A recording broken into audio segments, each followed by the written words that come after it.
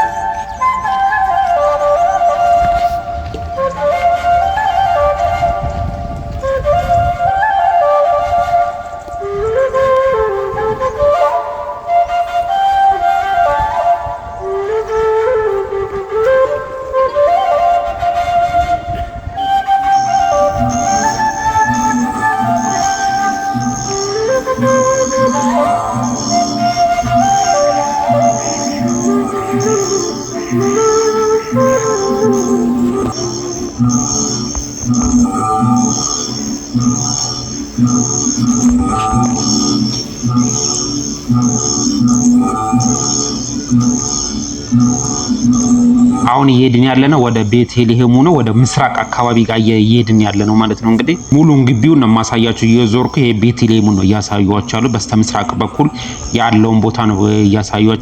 ያለነው ቦሌ መድኃኔዓለም ቤተክርስቲያን ውስጥ ነው። የቦሌ መድኃኔዓለም ቤተክርስቲያን ነው እያሳዩዋችሁ ያለሁት አሁን።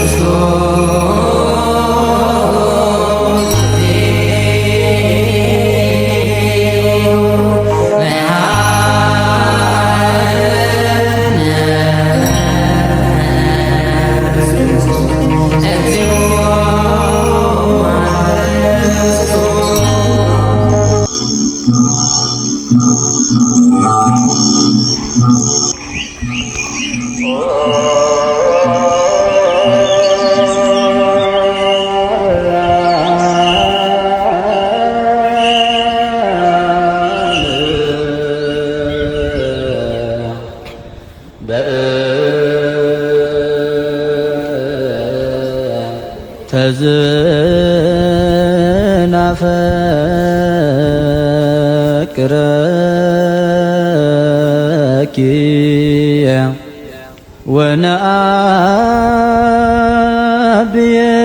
ወነአብየኪ እስመ ወለድኪ ለነ መብልዐ ጽድቅ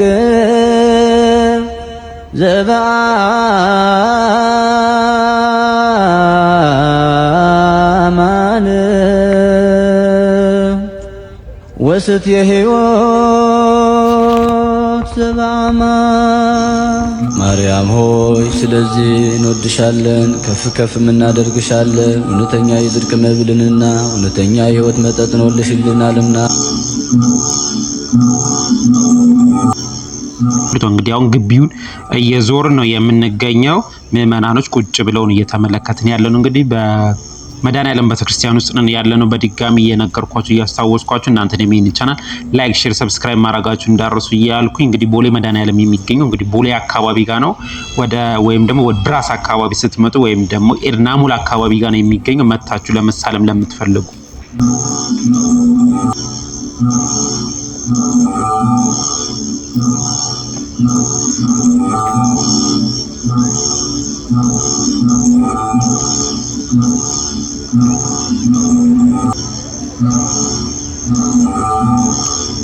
ጸልዮ በእንተ ሰላም ቤተ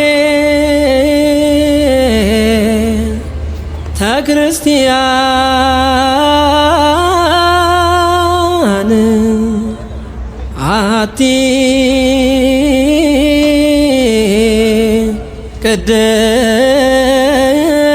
ቅድስት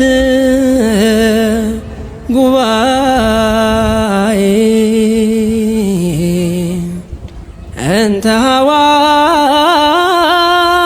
ሐዋርያት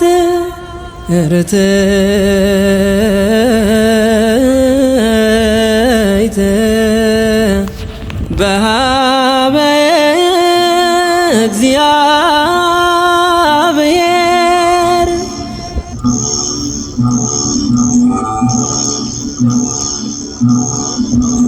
ከዚሁ መድኃኔዓለም ቤተክርስቲያን ውስጥ የአእላፋት ዝማሬ በኢትዮጵያ ኦርቶዶክስ ተዋሕዶ ቤተክርስቲያን በተለይ በቦሌ ደብረ ሰላም መድኃኔዓለም ካቴድራል የሚከናወን እጅግ አስደናቂና ታላቅ መንፈሳዊ ኩነት ነው። አእላፋት የሚለው ቃል ብዙ ቁጥር ያላቸው የሚል ትርጉም አለው። በዚህ ኩነት በሺዎች የሚቆጠሩ መዘምራን፣ የሰንበት ትምህርት ቤት አባላትና ምእመናን በአንድ ላይ በመሰባሰብ በአንድነት በመሆን እግዚአብሔርን የሚያመሰግኑበት ታላቅ መንፈሳዊ ዝማሬ መርሃ ግብር የሚከናወንበት ነው። ይሄ መድኃኔዓለም ቤተክርስቲያን ማለት ነው። ቦሌ መድኃኔዓለም ካቴድራል ይህንን ዝማሬ በተደጋጋሚ በማዘጋጀት ይታወቃል። ዝማሬው የሚከተሉት ባህሪያትን አሉት ማለት ነው። እንግዲህ እንደሚታወቀው የብዙ መዘምራን ድምጽ በአንድ ላይ ሲቀናጅ የሚሰማ መንፈሳዊ ድምጽ ምእመናኑ በእጅጉ የሚያነቃቃና መንፈሳዊ ስሜትን የሚፈጥር ነው። ይህ መርሃ ግብር የካቴድራሉን ሰፊ ግቢ የሚሞላ የምእመናን ቁጥር ይኖራል። ይህም ለቤተክርስቲያኗ ማህበረሰብ ያለውን አንድነትና ፍቅርን ያሳያል። ይህ ታላቅ ዝማሬ በሚካሄድበት ወቅት በብዙ የዩቲዩብ ቻናል እና የሚዲያ ተቋማት አማካኝነት በዓለም ዙሪያ ላሉ ምእመናን ይተላለፋል። ይህም የዝማሬውን ተጽዕኖ ከቤተክርስቲያኗ ግቢ አሻግሮ እንዲታይ ያደርገዋል። በአንድ ድምጽ ሲዘምሩ እጅግ ማራኪ ነው። በኢትዮጵያ ኦርቶዶክስ ተዋሕዶ ቤተክርስቲያን ወጣቶች መካከል ያለውን የመዝሙር ፍቅርና የቤተክርስቲያን ተሳትፎ በግልጽ የሚያሳይ መድረክ በመሆኑ በአጠቃላይ በቦሌ መድኃኔዓለም የሚደረገው የአእላፋት ዝማሬ የቤተክርስቲያኗ መንፈሳዊ ጥንካሬና የምእመናኑን አንድነት የሚያሳይ ምልክት ነው።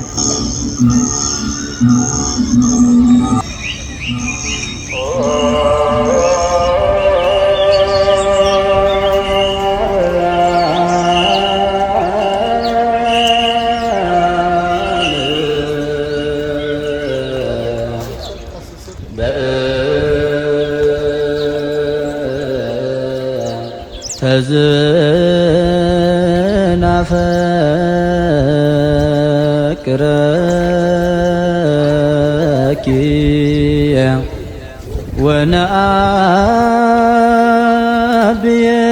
ወነአብየኪ እስመ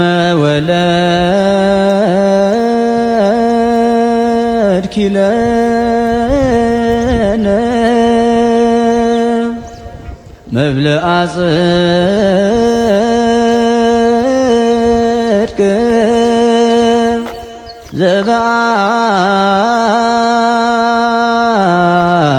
ዘበአማን ወስትየ ሕይወት ዘበአማን። ማርያም ሆይ ስለዚህ እንወድሻለን፣ ከፍ ከፍ እናደርግሻለን። እውነተኛ የጽድቅ መብልንና እውነተኛ የሕይወት መጠጥን ወልደሽልናልና።